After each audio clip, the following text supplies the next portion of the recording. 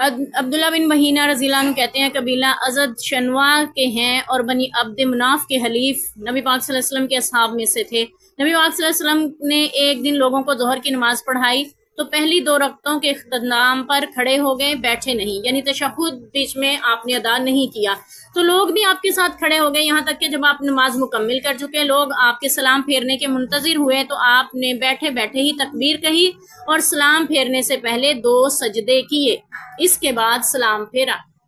آپ صلی اللہ علیہ وسلم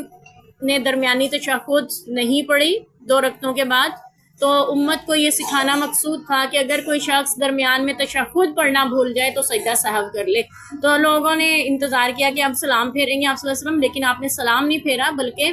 سارا کچھ پڑھ لیا، ربی جعلنی تحیات درود پاک جو کچھ پڑھتے ہیں ہم دعائیں وغیرہ وہ ساری ادا پڑھ لی۔ سلام پھیرنے سے پہلے آپ صلی اللہ علیہ وسلم نے ایک سجدہ کیا تکبیر کہہ کے، یعنی اللہ اکبر، کیونکہ امامت کروا رہے تھے نا، سجدے میں چلے گئے، پھر دوسرا سر اٹھایا اللہ اکبر کہتے ہوئے، پھر تکبیر کہتے ہوئے دوسرا سجدہ کیا، پھر اللہ اکبر کہتے ہوئے سر اٹھایا جیسا کہ نماز میں ہوتا ہے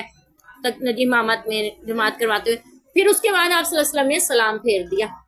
یہ نبی پاک صلی اللہ علیہ وسلم نے سجدہ سہو کرنا سکھایا، اور یہ بھی پتا چلا اگر کوئی تشہد بھول جاتا ہے درمیانی تو اس کے یہ فرض ہے، نماز کا حصہ ہے، اس کی نماز مکمل نہیں ہوتی، اس کو چاہیے وہ سجدہ سہو کرے اس کے چھوٹ جانے پر۔